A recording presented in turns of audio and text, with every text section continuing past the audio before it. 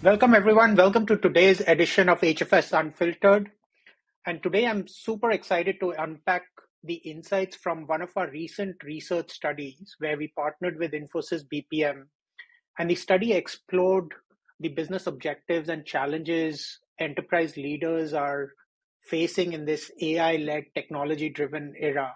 We interviewed 20 C level executives across finance, HR, supply chain, marketing, IT.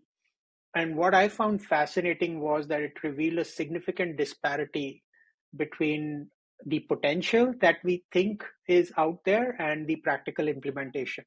But before we go on, I am excited to welcome Prashant and Hari from Infosys BPM, and also our very own Ashish, who did a lot of heavy lifting for this study. So welcome, gentlemen. So look, let's start with some intros, and maybe we can go around this virtual room. But also, tell me about one key takeaway that from the study that really resonated with you. Thanks, Saurabh. So, hi everybody. This is Prashant Nair. I lead what we call as enterprise service transformation at Infosys, managing transformation for various GBS services across our clientele across the globe. Saurabh, yeah, this study that we did, I mean, a few months back, I feel has thrown light into many areas, which has happened in the last 3 4 months, right? So today I was seeing the pace at which Grok 3 was released today by Elon and team, and was seeing again, I mean, the way Sam has already promised us GPT 4.5 within the next few weeks or GPT 5 within the next few months. So the velocity of change that we are seeing is something that's going to impact the enterprise. Now, some of the fundamental things that came out from the study about adoption of technology itself, right? When we were talking, we were not talking about the frontier models or a mix of expert models, so as to say, but those things are still fundamental and applicable even for deploying a frontier AI model. So I think that that's something that really, I mean, gave me some thought on how to help clients navigate this fast-paced AI transformation journey that they're going to embrace in the next few months or years. Yeah, fantastic, Prashant. Hari. Thanks, Saurav and Ashish. My name is Hari. I lead globally digital transformation and digital services for all of our Infosys BPM clients. Fantastic white paper and study, Saurav and Ashish. Uh, and while, at a level, Gen AI and AI is all about technology, one key takeaway for me from this study is it's as much about a mindset and culture shift as it is about technology. Of course, as Prashant mentioned, a lot of Gen AI is moving at rocket speed, and of course, organizations need to embrace and adopt. And service providers such as us need to help them in this journey. But it's also about how enterprises look at this in terms of the culture shift that they need to make, and also with so much buzz around AI and Gen AI, look at AI while there are areas of disruption, but AI not as a disruptor, but AI as a co-pilot and a collaborator to achieve greater outcomes. Oh, that's fantastic. Ashish.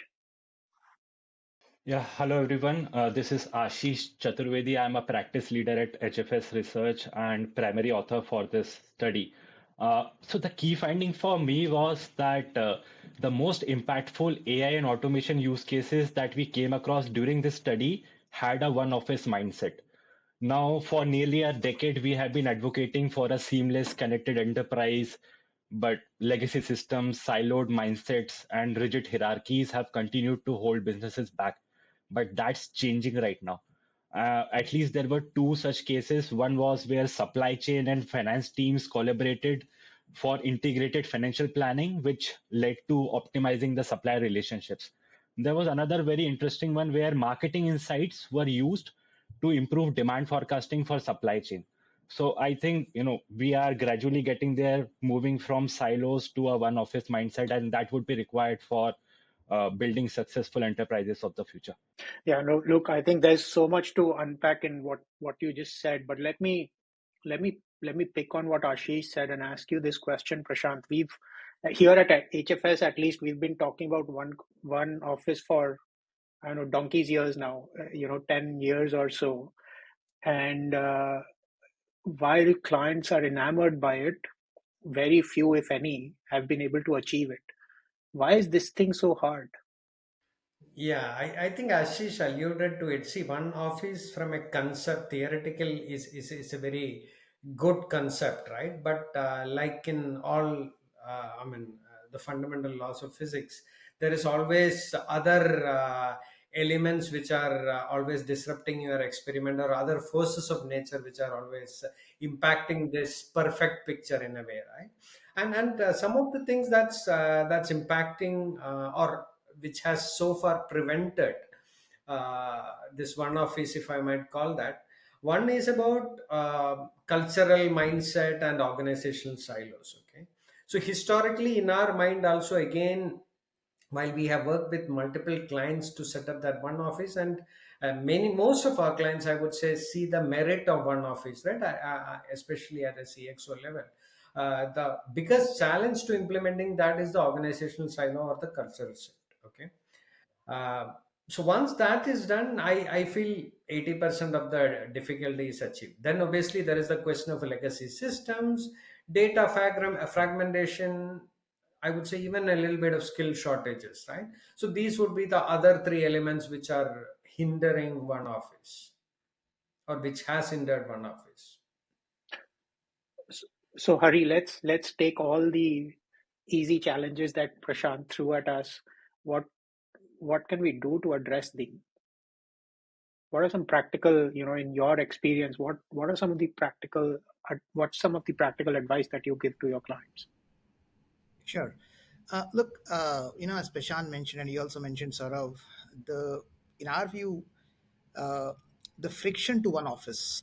If I look at what are the friction, that's where how we are looking at trying to help customers is one is there are lots of siloed systems, data fragmentation in organizations, and uh, the boardroom is looking at outcomes from enterprise leaders, and enterprise leaders are stuck in a conundrum of pilot paralysis, if you will. And one of a few things that we look to help customers is identifying in this journey of Gen AI adoption, identifying the right use cases that will power the outcomes that enterprises are envisaging is as critical as just jumping into the bandwagon. So that's very important, and that's one area that we have created assets such as AI Navigator and things like that, where we are helping clients navigate this journey. Second is around AI is all about data. So enterprise data readiness is very, very critical. And that's an area where again see enterprises struggle for all of the reasons that Ashish also mentioned and Prashant also mentioned, in terms of siloed data. Do you have the right data and so on? So again, we have created accelerators, bringing expertise from AI perspective from our side to make the enterprises data ready. The third is that in this journey to scale up in production, uh, this whole trepidation that enterprises have, and there's a little bit of cautiousness that we see around responsible AI. From an Infosys standpoint, we have uh, created RAI frameworks, guardrails that we help customers navigate this quagmire and landscape and be able to accelerate that readiness in terms of how they can take it. Technology, to in my view, is least of the challenges. It's these larger ecosystem challenges that customers are grappling with. And finally, going back to my point on boardroom expectations, looking at creating, and that's what we are focused on, creating accelerators and bringing those accelerators in finance, HR, procurement, customer service, and bringing those accelerators to bear so that we can accelerate the enterprise journey into AI. So that's the way we are looking at how can we help convert the promise to reality.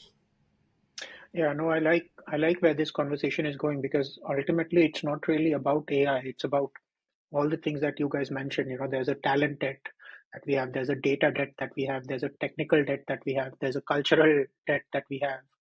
And at some point of time, we have to pay those debts, right? How much can you borrow on the credit cards? The bank is going to come knocking at your door. So Ashish, the other thing that I found very interesting is we've started to call global business services, GBS, as generative business services. Um, and while that's an interesting play of words, is there something more deep in that? How are you seeing our evolution to generative business services? First of all, this isn't just a rebrand. I think it's a fundamental shift in mindset. GBS has long been about standardization and efficiency, but if you look at the tech era that we are right now in, it must become an engine of innovation, constantly learning, adapting, and generating new value. So for us, moving from global business services to generative business services, AI shouldn't just be automating tasks, but augmenting decision making and co-creating solutions. I think for this future to become a reality, three things need to be done. First is outcome driven KPIs. I'll give you an example. Right now, for marketing, customer acquisition cost is a KPI. Now, this needs to be transcended to something called as customer lifetime value improvement. Similarly, cross-functional intelligence. We need to break those silos between functions. There was very interesting study that, or a case that came up during this study, which was that how a global manufacturing company consolidated their inventory, procurement, and finance in a single cloud-based platform, and the kind of benefits they reaped were like 50% reduction in error cost, 30% improvement in operational efficiency, so things like that. So cross functional intelligence is second. First is outcome driven KPIs. Third, I'll say self evolving operations, where essentially you don't require an external stimuli to adapt to latest technology. It should be an AI driven adaptability spectrum that you should be on.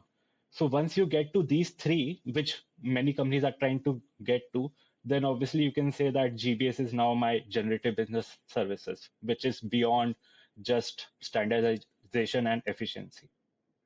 So Prashant and Hari, you've had a very successful history at a leading service provider. As enterprises move to this generative business services, how should service providers change, right? How should Infosys BPM change to cater to these demands? Good question, right? Again, so there are, see, what do we, I mean, our purpose as a service provider or as a company is to help navigate these clients through to their next, which is about the next transformation journey, right? Ashish highlighted about generative business services. That's a fact, or that's where the world is going. So I would approach it from two cohorts of clients. Okay, so there is a set of clients for me who are digitally native, who have been born in the last 10 to 15 years on the cloud with platform, so they have less of technical debt. And then there is obviously digitally naive companies who have been digitally enabled by companies like us, right? So both of them, I mean, there are slight different approaches to the way that we are helping them navigate to this new AI first world. Correct. Now, especially for the older traditional industry, there is obviously the cultural debt that needs to be addressed. There are elements of data and digital debt that need to be addressed. So we are hand holding them through the each step of the journey, and helping them leapfrog into a AI first world. Okay. Now, where I look at the digitally native companies, for them it's about bringing the latest model and deploying it in the right fashion, and again, helping them create that one office. While they have been digitally native, they have gone with their predecessors in the sense that they have silos across the finance and procurement organization, or finance and supply chain organization.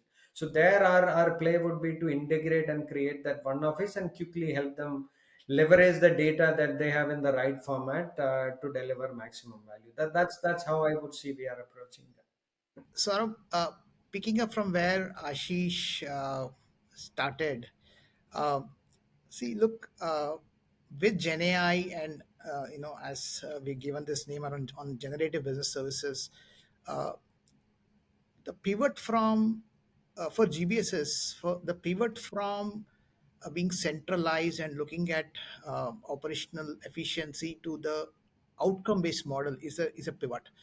And as service providers, we also need to adapt to it. It's generally we have been low to it. We have always focused on looking at cost takeout and reducing the cost to serve. That's a big pivot. At Infosys BPM, what we are doing is both in terms of looking at models, which is service as a software, which is all about bringing the confluence of obviously technology such as Gen AI and AI, but also the BPM layer. And can the sum be greater than the parts and be able to drive outcomes? And that's also a culture change for providers such as us. But we are looking at those kind of models where can we use the power of technology and our expertise to be able to drive outcomes for customers. Of course, the cost takeout is a given in today's world of AI and agentic AI. That's one. Second, truly for generative business services to happen, one big shift that I see is that there will be a shift or a move from centralized operations to distributed intelligence, which is all about looking at data, the process, the domain, and be able to create AI embedded microservices that will enable and power real time decision making at the action of business rather than a centralized GBS organization of the past. And how can service providers such as us and indeed Infosys BPM do it? And that's an area that we're focusing on in terms of really action. And to me, this is the real value of generative business services. Where can we really look at this kind of distributed intelligence with the progress and advancements? And in terms of today, if you look at decisioning and reasoning models and the progress we have made, this is a huge opportunity for us to be able to drive this shift in terms of distributed intelligence, outcome based models, and things like that. And finally, uh, and this is getting a lot of press in recent days, which is around, we always had automation and those kind of things all along, but can we pivot to an agentic AI model?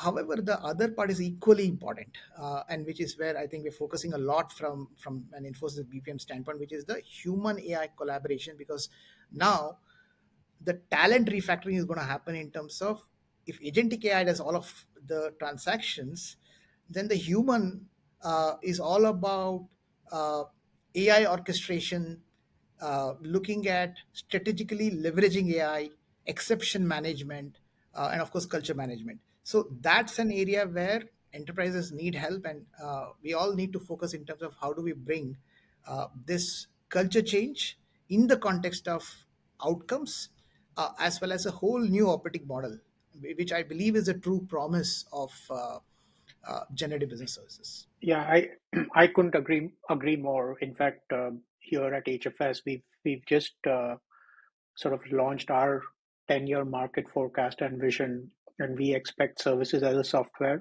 built on agentic AI as a foundation is going to be a $1.5 trillion opportunity for both, which will take up both, which will absorb revenue both from the existing services model as well as the existing software model.